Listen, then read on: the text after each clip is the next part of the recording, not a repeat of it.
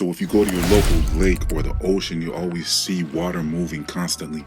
Same thing with rivers and streams. Water is just constantly moving. Where is it going to? What an interesting question. Now I know what you're thinking. It's a bit early for sarcasm, Creaky.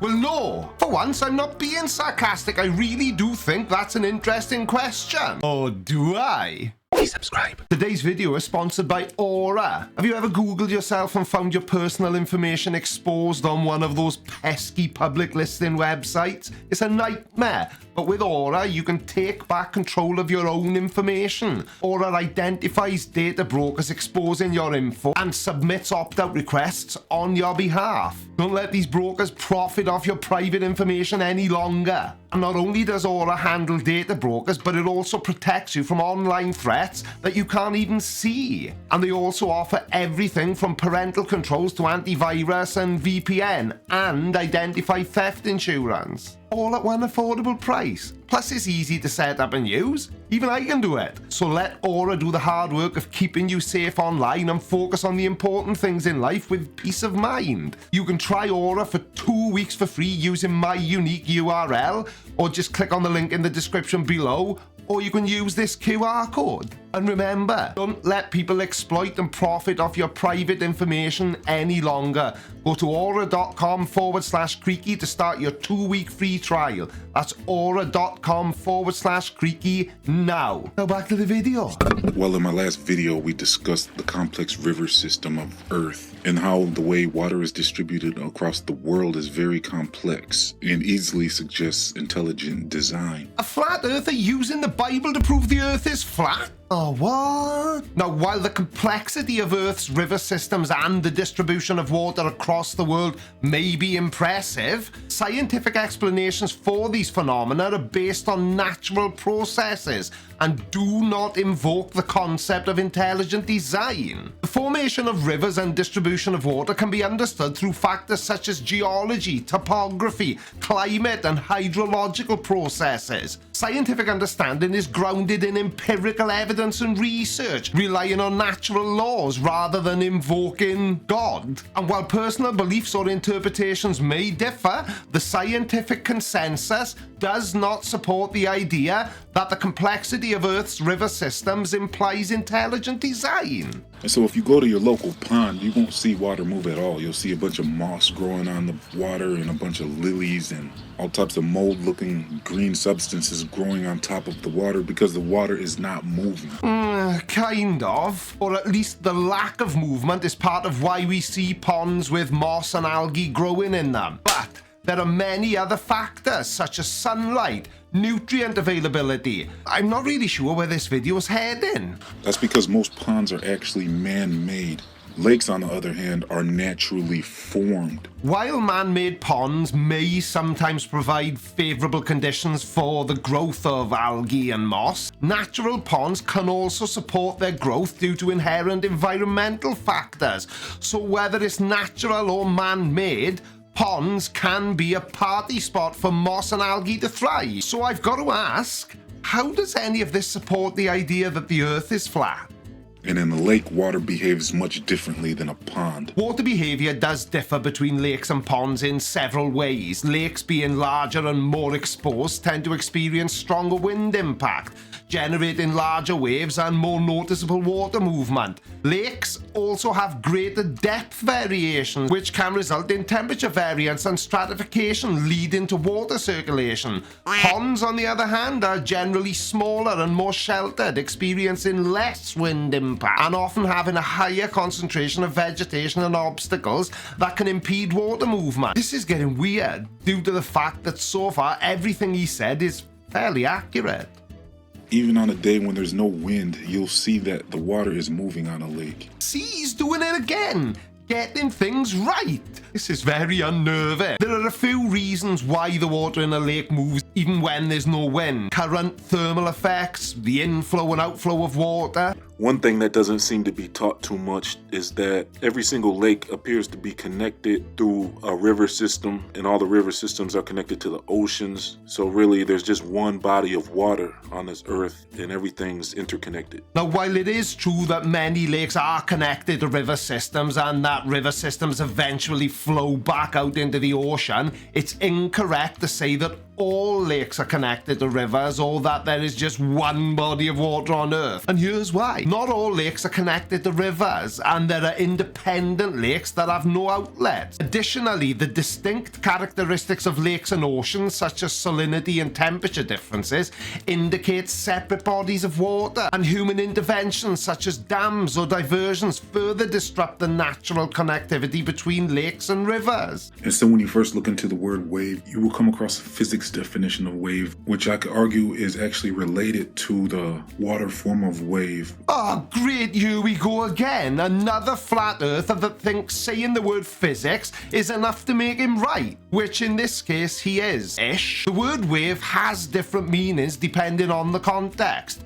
In physics, a wave is defined as a disturbance that transfers energy through a medium without causing permanent displacement of the medium itself. Now, this definition isn't specific to water waves, but applies to various types of waves, including electromagnetic and sound waves. When we talk about water waves, we are indeed referring to a specific form of wave that occurs on the surface of bodies of water. Water waves involve the oscillation and propagation of the water surface, often caused by the wind, seismic activity, or other disturbances. Now, these waves have distinct characteristics and behaviors unique to the medium of water. So while the physics definition of a wave is broader and encompasses various phenomena, when discussing water waves, we are specifically referring to the particular type of wave that occurs in water. Because they share the same word. And so this physics definition describes wave as an oscillation accompanied by a transfer of energy that travels through a medium, which is a space or mass. Being a person of no notable accent myself, Yeah, right. I get great joy from correcting the way that somebody says a word. It's oscillation, not oscillation, you Fruit Loop. This is the problem when a dumbass flat earther tries to use a big word in order to make themselves sound like they know what they're talking about. And as I've said many times before, that's a big part of the reason I try not to do it myself. Big words do not equate to intelligence. For example, I can say pneumono-ultramicroscopic silicone volcano Damn. For example, I can say pneumono-ultramicroscopic silicone volcanoconiosis, which is the longest word in the English language. But being able to say it does not mean that I understand the meaning of it. But in the case of pneumono-ultramicroscopic silicone volcanoconiosis, I actually do know what it's describing.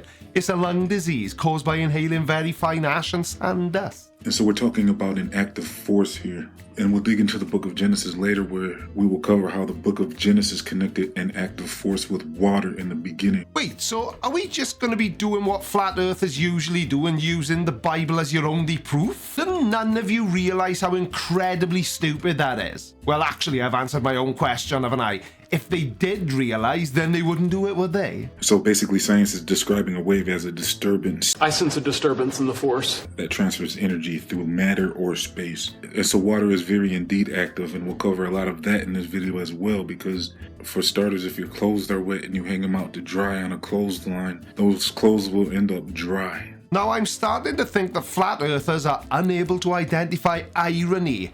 The shape of the Earth, along with uneven heating of its surface by the sun, contributes to the creation of wind. The Earth's spherical shape leads to differential heating at different latitudes, resulting in temperature variations and the formation of high and low pressure areas.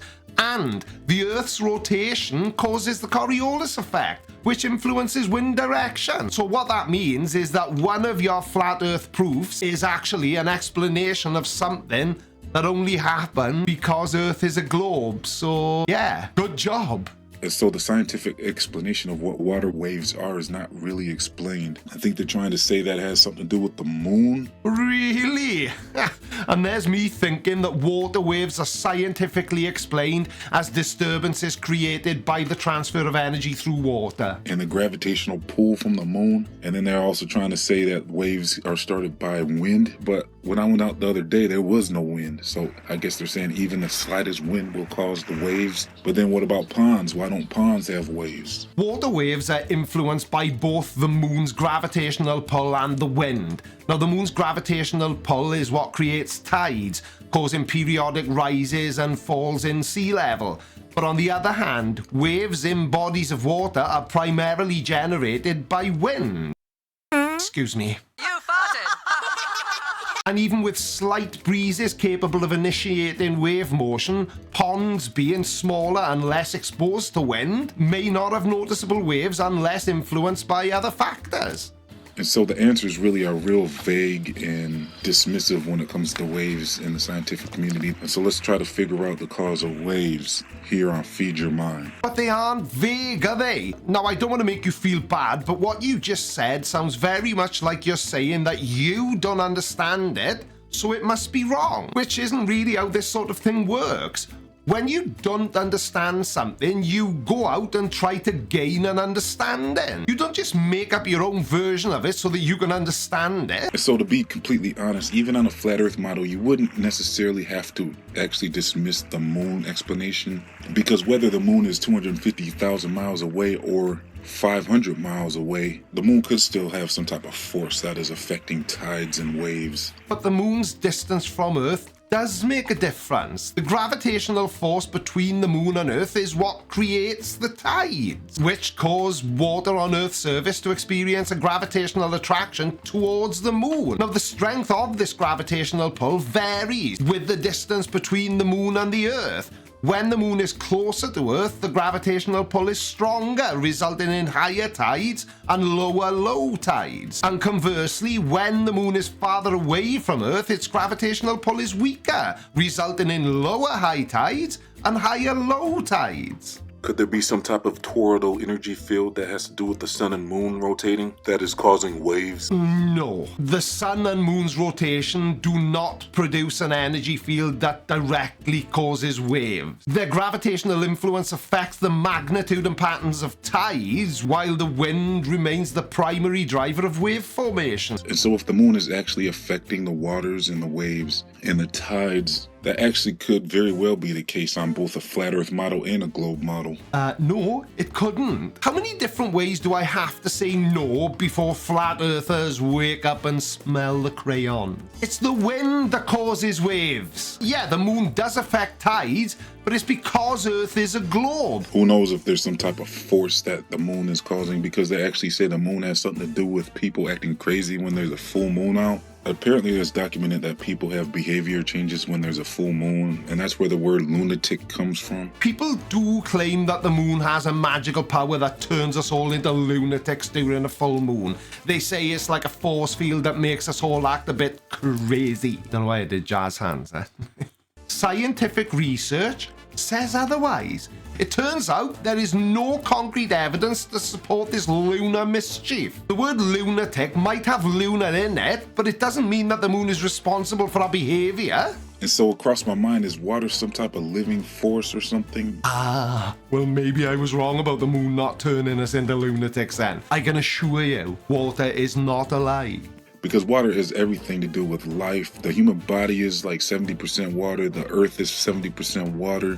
Life cannot exist without water. Water is essential for life. We clean with water. We bathe in water. Water is just such a powerful force on this earth, and is completely necessary for human life. Now this is a really interesting approach for a flat earther. For once, a lot of what he's saying is actually correct, but he's still managing to be wrong about the shape of the Earth. Now, water is essential for life on Earth, including human life, but It is not a living force itself, but it does play a vital role in supporting various biological processes. The human body relies on water for proper functioning, and water is crucial for maintaining physiological functions. It acts as a medium for transporting nutrients, regulating body temperature, and facilitating chemical reactions within the body. And just as a side note, because I can't resist, the Earth is not 70% water. 70% of the Earth's surface is water. There is a difference. Another strange thing is that James Cameron made a movie called The Abyss, where the explorers ended up reaching depths that have never been reached before in the ocean. Hang on a second. We've seen flat earthers try to use fiction to prove the Earth is flat before. The Abyss, like many other films that flat earthers cite, isn't a documentary. It's a work of fiction, which I'm surprised flat earthers don't understand, given that their belief about the shape of the Earth is also fiction. And they ended up running into intelligent beings. These beings were made up of water and were actually conscious and intelligent beings. And you think that means there's a possibility that water is actually alive? Okay, cool. And is that based on the fact that it moves, or something else? And so this James Cameron guy appears to be revealing clues to us through his movies, possibly. I don't think he is, nor is any other director, and yet flat earthers seem insistent that there are clues about the shape of the Earth hidden in movies. And back to the human body being made up of mostly water, that has a lot to do with the blood, because blood plasma is actually mostly water. And so the human blood plasma carries the white and red blood cells throughout the body. And so that mixture of blood cells and plasma and water is described as blood. And I believe the Bible also says the blood is the life. Are you as confused by this guy as I am? I've never come across this approach before, because what he just said it's right again. Blood plasma is mostly water. It's the liquid component of blood, and it makes up about 55% of total blood volume. But what he fails to see, or at least what I'm seeing that he fails to see, that makes sense, is that saying lots of things which are right about individual topics doesn't make him right overall when he's trying to claim that the Earth is flat. You following? And so the third possibility we will discuss in this episode is tides. And so tides are not known to be on lakes at all. Some have tried to document that tides occur in lakes as well, but then the results were very inconclusive. Is contradiction something else that flat earthers don't seem to understand? You said right at the start of this video that you believe that every drop of water on Earth is connected. What was it you said? Something like there's only one body of water on Earth? Didn't you notice when you were editing your video that the point you just raised contradicts the point you made earlier? If, as you claim, there is only one body of water on Earth because all the water on Earth is connected, then wouldn't all the water on Earth be subject to tides, including lakes and ponds? The rivers flow throughout the inlands of Earth and then make its exit out back into the oceans and the seas. And once it makes it to the seas, there seems to be some type of tide system where the waters come into the land and then they exit back out to the land. This happens about 2 times a day. He's doing it again! Getting things right. Yeah, tides do rise and fall twice in a day. Each high tide is followed by a low tide, and then the cycle repeats. The exact timing of the tides can vary, though, depending on the location and the specific characteristics of the local tidal system. And in some areas, there may be slight variations in the number of high and low tides per day. But on average, the tide does rise and fall twice in a day, which, interestingly enough, fits perfectly with what we would expect on a globe-shaped Earth. And so if there's some type of pump or a heart-like system on Earth, that would really explain a lot, because the word earth and the word heart are actually the same letters. They're just arranged a little different with the H of earth in front of the E-A-R-T to make heart. So your claim is not only that the Earth is flat, but that it has a heart as well, because the two words contain the same letters? So is that like listen and silent? You know, same letters but opposite meanings? Or stressed and desserts? Same letters, but again, two very different things. I can go on all day if you like, or until I run out of words with the same letters in them. And so they're pretty much the same words, so we gotta wonder, is that a clue? And the Bible actually did say that mankind was made from the earth. And so the heart's like one of the most important parts of a human body, and it runs the blood through the veins, which is the life. And so the words heart and earth seems to be a clue that mankind is indeed made from the earth, and it's all kind of connected. Now, that really stupid sequence of words could be a video in itself. And does that make him a creationist as well? Of course it does. If you can lie to yourself about the shape of the earth, then why not lie to yourself about how we all ended up here, I guess? And so there's said to be in the center of the earth some type of pump system that appears as a whirlpool that changes direction every 6 hours. And so for 6 hours it's pulling in water, and then for another 6 hours it's reversing and actually providing an output of water. Do they? Well, first of all, who is they? And secondly, why would they say something so stupid? I think the word you're searching for is tides. You've said it enough in your video, so why... Look, it doesn't matter. But I tell you what does matter. These lovely people who all hit the super thanks button on the last video. Kim DeLacy, John Osmond, Glenn Hughes, Kyle Merrygale Beddoes, Wired Backwards, Woodman 9A, Acid Crow, Tis But a Scratch, Shay Kingsley, Yanni Vaufkanen, Daniel D, and Joe Breezier. You're awesome. And I've started an email list, which is linked below. The plan is to send out an email when I release a new video so that we don't need to rely on the old tubes.